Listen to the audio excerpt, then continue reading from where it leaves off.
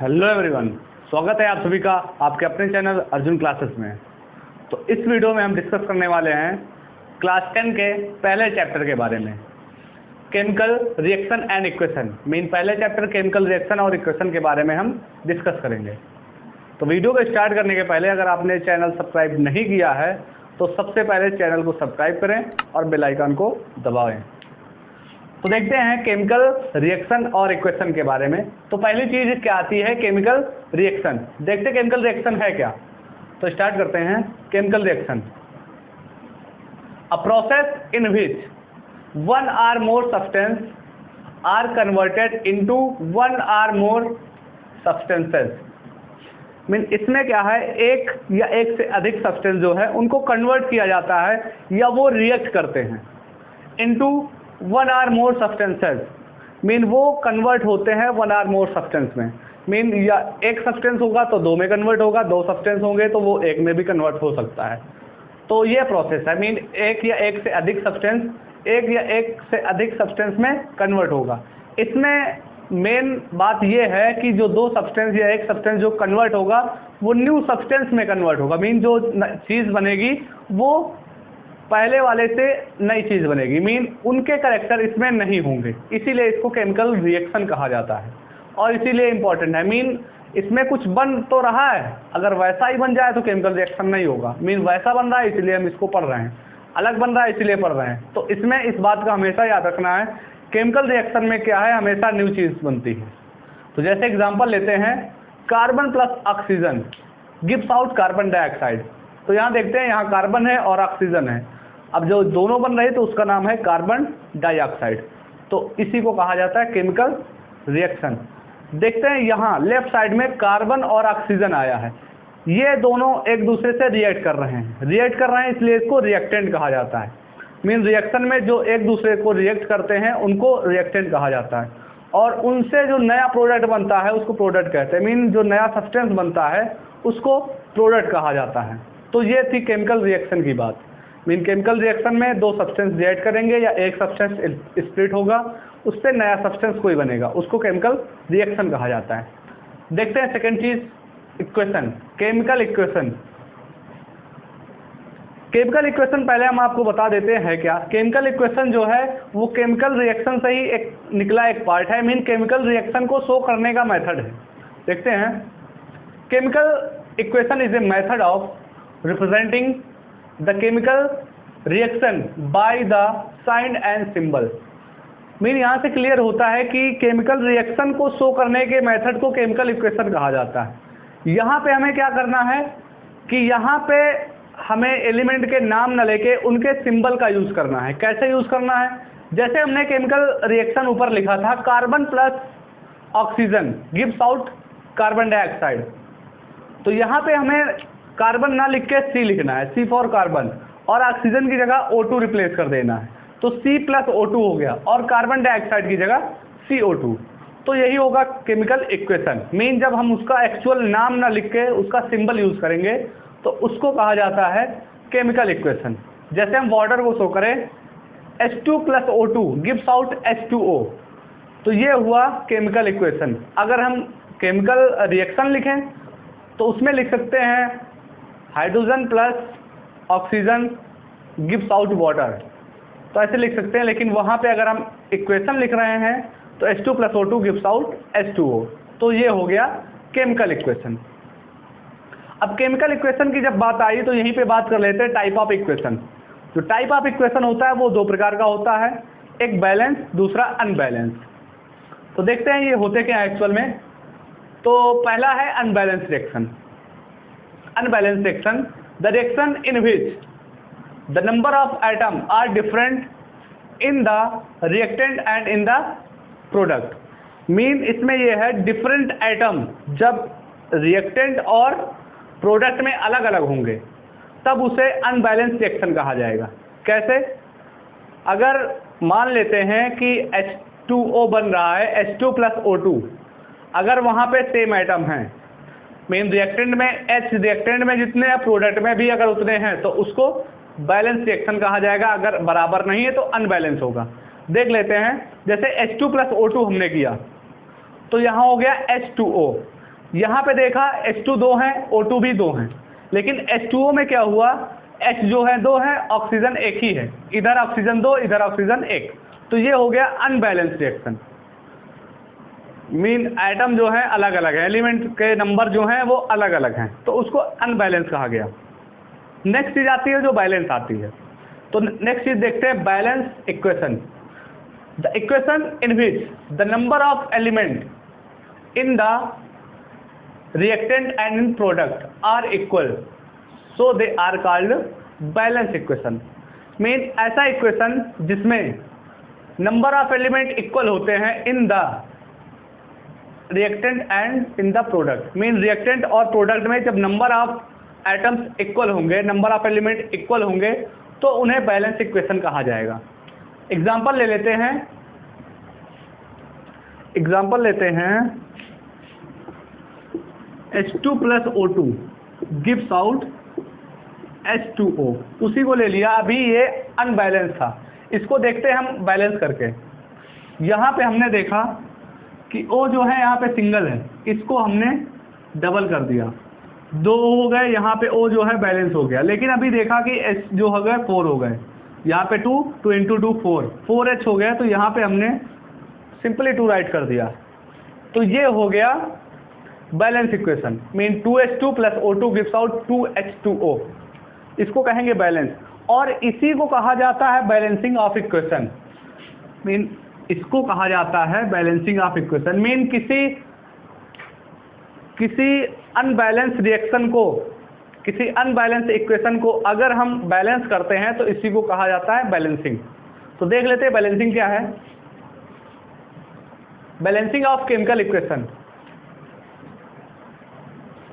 The process by which we make the equal number of atom in the reactant and in the molecules in the product. Mean जब भी reactant और product में number of item हम equal करेंगे, इसी को कहा जाएगा balancing of chemical equation. Direct अगर हम बताएं तो अनबैलेंस को अगर हम जब बैलेंस बनाते हैं तो उसी को कहा जाता है balancing of chemical equation.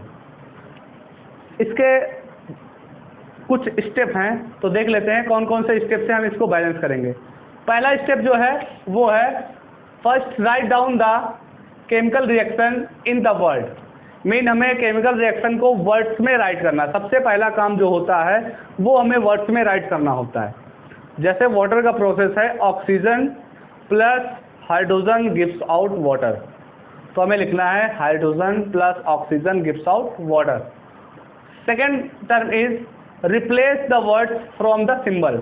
Mean अब हमें क्या करना है कि इन वर्ड्स को रिप्लेस कर देना है, अब हमें लाना है जो है सिंबल का यूज कर देना है। हाइड्रोजन को रिप्लेस करके H2 लिख देना है, ऑक्सीजन को रिप्लेस करके O2 लिख देना है, that's gives out H2O। Water को इस जगह H2O हमें लिख देना है, तो ये हो गया सेकेंड टर्म। थर्ड चीज क्या आती है,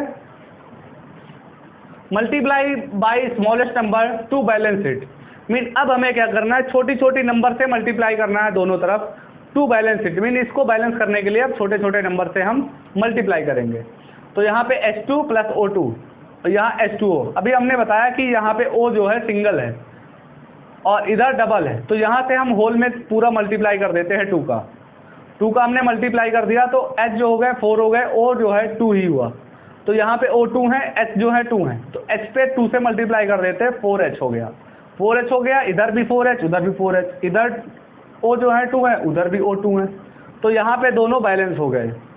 तो यही हुआ balancing of chemical equation. Next topic is identification of a chemical reaction. Identification mean होता है पहचानना, of a chemical reaction mean हम केमिकल रिएक्शन को कैसे पहचानेंगे। तो जो पहली चीज है वो है चेंज इन कलर।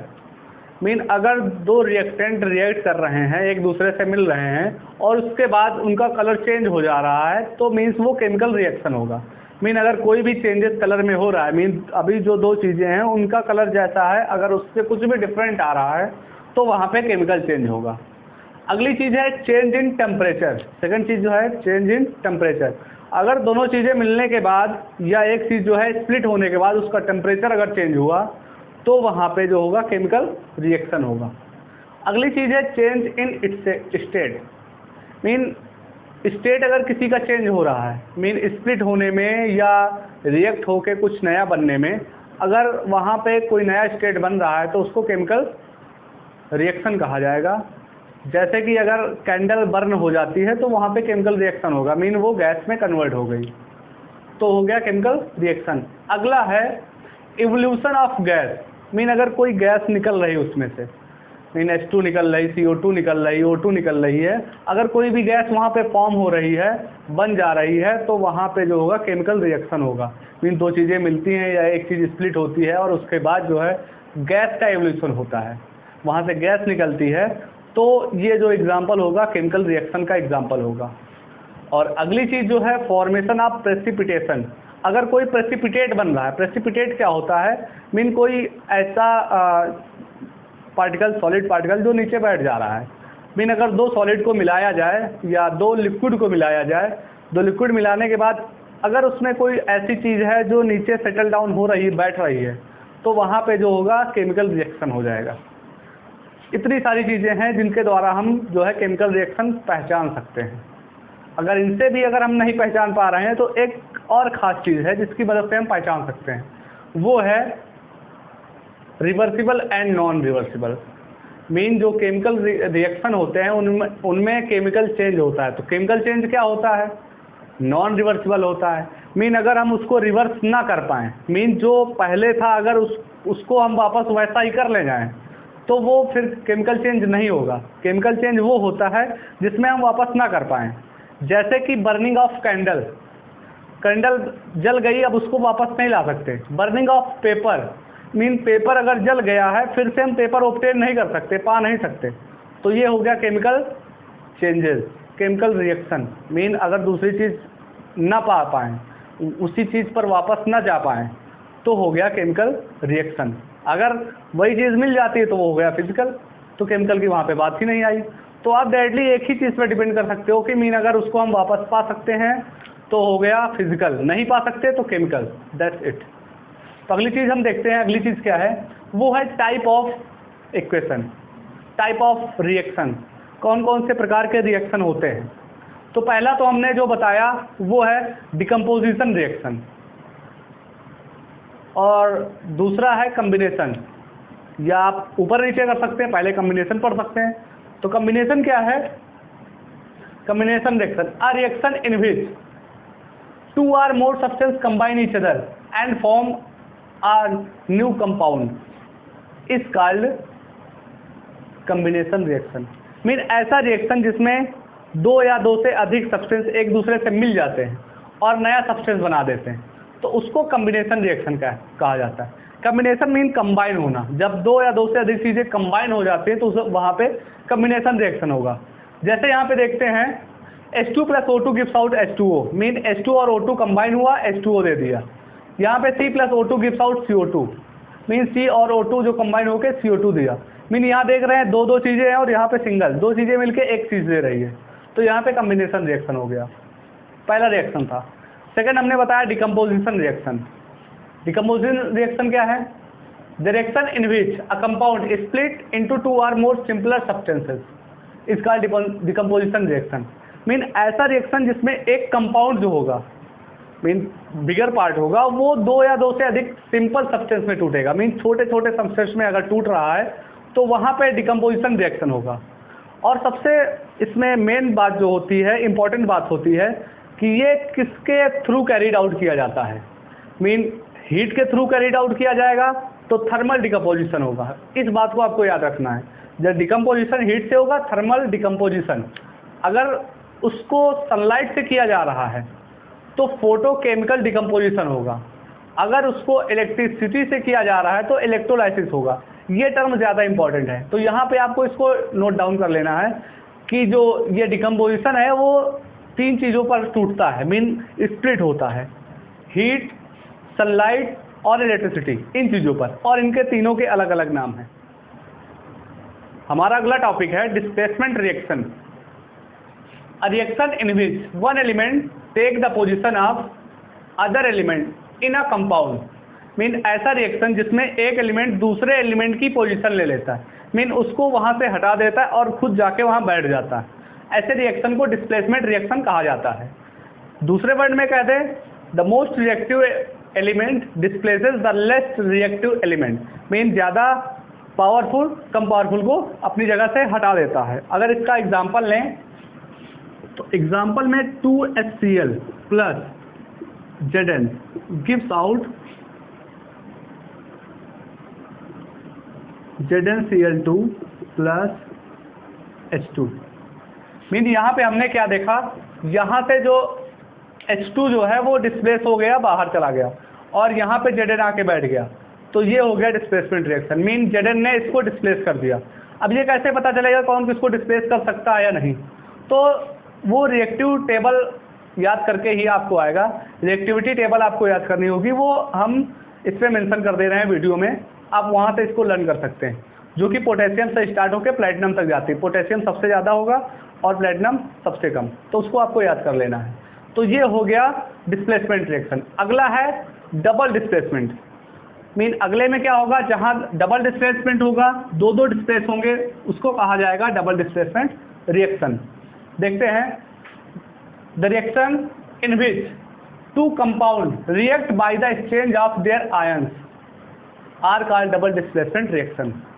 मीन इसमें क्या होगा कि दो कंपाउंड जो होंगे वो एक दूसरे से रिएक्ट करेंगे। यहाँ पे एलिमेंट नहीं आ गया कंपाउंड, दो कंपाउंड एक दूसरे से रिएक्ट करेंगे bye the exchange of there ion, mean और उसके आयन जो है एक्सचेंज हो जाएंगे, उसे कहा जाएगा डबल डिस्प्लेसमेंट रिएक्शन। अगर इसका एग्जांपल लें तो क्या होगा, HCl प्लस NaOH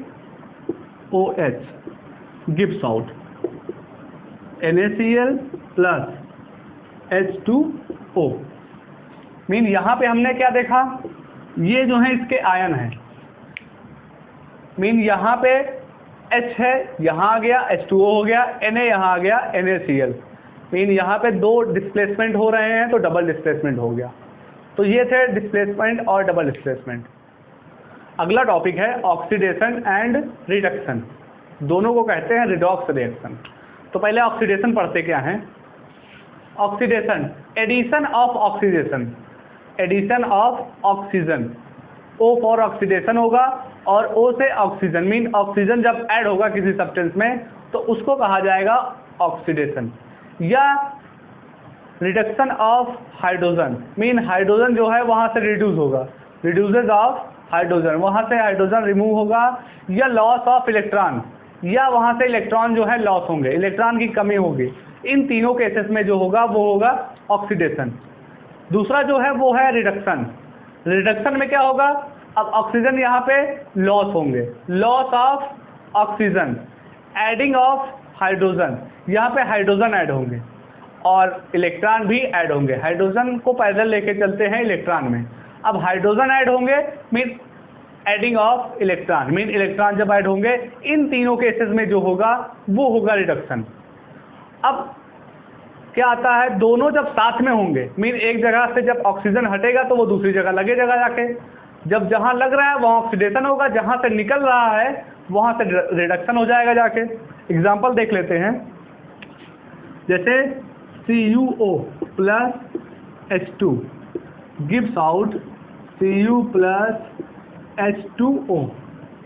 मीन यहाँ पे हमने देखा कि H2O, यहाँ पे देखा कि H पे जो है O ऐड हो रहा है, मीन ऑक्सीजन ऐड होने के प्रोसेस को क्या कहते हैं, ऊपर डेफिनेशन में देखा, उसको कहा जाता है ऑक्सीडेशन। अगली जो चीज़ आई वो है रिमूवल ऑफ ऑक्सीजन। जब ऑक्सीजन रिमूव होगा वहाँ पे हमने पढ़ा कि रिडक्शन हो रहा है। तो ये चीज़ें, और मैंने बताया कि जब दोनों एक ही में होंगी रिडॉक्स होगा। जब दोनों चीज़ें एक ही रिएक्शन में होंगी और ऑक्सीडेशन भी होगा और रिडक्शन भी होगा तो उसको कहा जाएगा रिडॉक्स। मीन इन दोनों को साथ में कहा जाएगा रिडॉक्स रिएक्शन। जब ऑक्सीडेशन और रिडक्शन दोनों होगा तो वहाँ रिडॉक्स होगा। तो यहाँ पे जो ऑक्सीजन है यहाँ पे रिमूव हो रहा है, तो रिमूव होने को रिडक्शन कहते हैं। अब रिडक्शन जहाँ पे होगा, जिस उस पे होगा वो ऑक्सीडाइजिंग एजेंट होगा।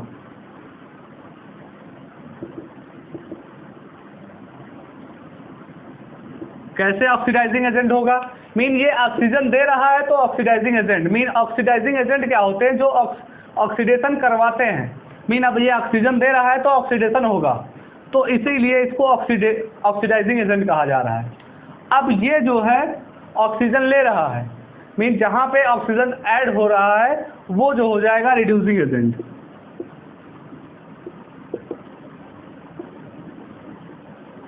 तो इतना हुआ oxidation and reduction.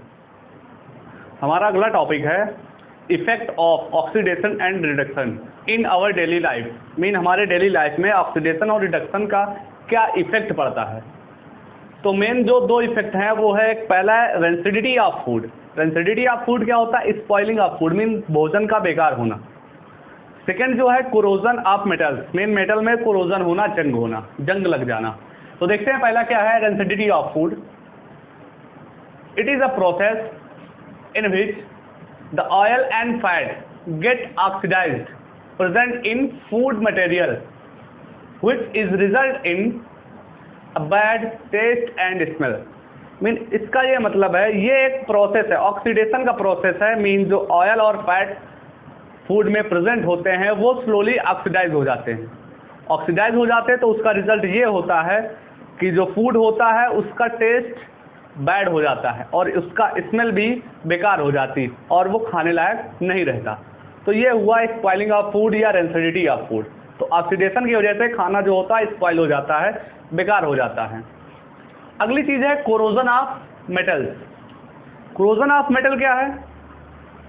This is a process by in which a metal are eaten up bye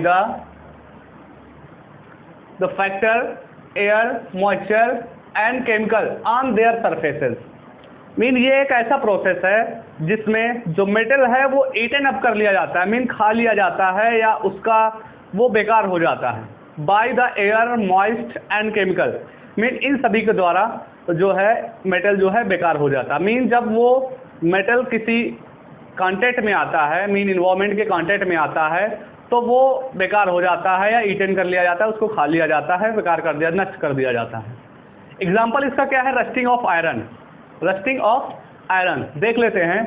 rusting of iron का फॉर्मूला क्या है? कई बार ये पूछा जाता है कि रस्टिंग का फॉर्मूला क्या है या रस्टिंग का केमिकल फॉर्मूला क्या है। तो देख लेते हैं। 4Fe plus 3O2 plus 2H2O gives out 2Fe2O3 dot H2O।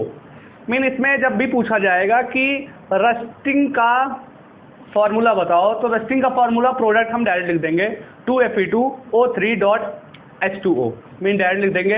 अगर पूरा केमिकल फॉर्मूला पूछा जाता है तो हमें पूरा लिखना पड़ेगा, पूरा फॉर्मूला लिखना पड़ेगा। तो ये चीज़ें हुई रस्टिंग एंड कोरोजन। अगली चीज़ है कि प्रिवेंशन। मीन रस्टिंग हो रहा है या स्पॉइलेज ऑफ फूड हो रहा है तो उससे हम प्रिवेंशन कैसे करेंगे, वो रोकथाम कैसे करेंगे। तो पहला है, हम पढ़ लेते हैं रेंसिडिटी ऑफ फूड्स का क्या प्रिवेंशन हो सकते हैं। तो prevention of rancidity of food mean भोजन को खराब होने से कैसे रोके। तो पहली चीज है the food containing fat and oil should be packed in nitrogen gas. Nitrogen gas क्या होती है? N3 जो होती है वो होती है नॉन रिएक्टिव। नॉन रिएक्टिव होने की वजह से वो रिएक्ट नहीं करती भोजन के साथ, ऑक्सीडाइज नहीं होती। तो फैट और ऑयल जो है ऑक्सीडाइज नहीं होते, तो इसलिए उनको नाइट्रोजन गैस में फिक्स करना चाहिए, मीन भरना चाहिए। अगली चीज़ है the food should be storage in air tight container. Mean food को जो स्टोर करना चाहिए वो एयर टाइट कंटेनर में करना चाहिए। एयर टाइट कंटेनर का मतलब होता है ऐसा कंटेनर, ऐसा पैकेट जिसमें एयर आसपास मीन पास नहीं हो सकती, तो ऐसी जगह हमको स्टोर करना चाहिए। Next thing is third, food should be stored in a refrigerator. Mean हम खाने को रेफ्रिजरेटर में स्टोर कर सकते हैं, मीन वहाँ पे जो खाना होगा वो सुरक्षित रहेगा, मीन जब तक उसका टेम्परेचर बना है वो बेकार नहीं होगा। अगली चीज़ है preservative can is a best idea for preventing a food to spoil. Mean food को स्पॉइल होने से बचाने के लिए हमें प्रिजर्वेटिव, फूड प्रिजर्वेटिव ऐड कर देने चाहिए। फूड प्रिजर्वेटिव क्या होते हैं? कई बार साल्ट और शुगर भी क्या होते हैं? फूड के प्रिजर्वेटिव होते हैं। और कुछ और प्रिजर्वेटिव होते हैं, केमिकल प्रिजर्वेटिव होते हैं, जैसे BHA, BHT। BHA क्या है? Butylated hydroxy aniline. और T क्या है? BHT, butylated hydroxy, T for toluene, A for anisole और T फॉर टोलिन। तो हमें याद रखना है कि जहां पे A आए BHA, ब्यूटाइलेट हाइड्रोक्सी, A आता है तो एनिसॉल और T आता है तो टोलिन। ये चीजें हो गई कि कैसे हम फूड को प्रिवेंट करेंगे फ्रॉम द स्पॉइलेज, खराब होने से। अगला है कोरोजन से हम कैसे रोकेंगे। मीन कोई मेटल कोरोजन हो रहा है, रस्टिंग हो रहा है, तो उसको हम कैसे रोकेंगे। तो पहली चीज है मेटल टाइप। मेटल टाइप में क्या आता है कि हमें ऐसा मेटल यूज करना है जो रेजिस्टिव हो। Mean we should use the metal which is resistive for the corrosion. Mean corrosion के लिए वो रेजिस्टिव हो, मीन उस पर जंग ना लगे, ऐसा मेटल यूज करना। सबसे पहली बात तो यही है कि हम पहले उसको ध्यान रखें कि ऐसा मेटल यूज करें जिसमें कोरोजन नहीं लगता। सेकंड चीज क्या है? कोटिंग। कोटिंग में क्या होता है? कोटिंग दो प्रकार की होती है। एक कोटिंग होती है कि किसी मेटल की कोटिंग कर दें, रेजिस्टिव मेटल की कोटिंग कर दें नॉन रेजिस्टिव मेटल पर, तो उसको कहा जाता है सैक्रिफिशियल कोटिंग। सैक्रिफिशियल मीन वो जो मेटल ऊपर होता है वो सैक्रिफाई करता है, तो वो हो गया सैक्रिफिशियल कोटिंग। जैसे कि एल्युमिनियम का कर देते हैं या स्टेनलेस स्टील का कोट कर देते हैं, तो ये सारी हो गई सैक्रिफिशियल कोटिंग। और दूसरा कोटिंग होता है किसी का एक कोट कर दे, ग्रीस का, ऑयल का, ये सभी, तो उसको नॉर्मल कोटिंग कहा जाता है। किसी मीन इसका ये होता है कि इन्वायरमेंट से हम उसको दूर रख रहे हैं, मीन मॉइस्ट का जो डायरेक्टली उस पर कंटेंट ना हो पाए, तो इसको कहा जाता है कोटिंग। लास्ट टर्म जो आता है लेकिन वो सबसे इफेक्टिव होता है, that is the structure of object. Mean structure of object mean we should choose a structure that is not trapping the air, water and moisture. Mean हमें ऐसा स्ट्रक्चर यूज करना है जो एयर और मॉइस्चर को trap ना कर रहा हो, या वाटर को ट्रैप ना कर रहा हो, या डस्ट को ट्रैप ना कर रहा हो। मीन ऐसी चीजें जब वहां पे रुकेंगी नहीं तो वहां पे ऑक्सीडेशन का कोई चांस ही नहीं होता। तो ये सारी चीजें हैं, इन सारी मेजर को ध्यान में रखते हम ऑक्सीडेशन को प्रिवेंट कर सकते हैं या कोरोजन को प्रिवेंट कर सकते हैं। मीन इससे जंग नहीं लगेगा। तो यहाँ पे हुआ ये टॉपिक। तो बाकी सारी चीज़ें आपको बतानी है। वीडियो अच्छा लगा हो तो लाइक कर दें। बाकी अगर कोई टॉपिक ऐसा रह गया है जिसमें आपको लग रहा है कि डिटेल में जाने की ज़रूरत थी, तो वो कमेंट बॉक्स में बताएं। स्पेशल टॉपिक आपको स्पेशली केवल एक टॉपिक पर एक वीडियो बना दिया जाएगा।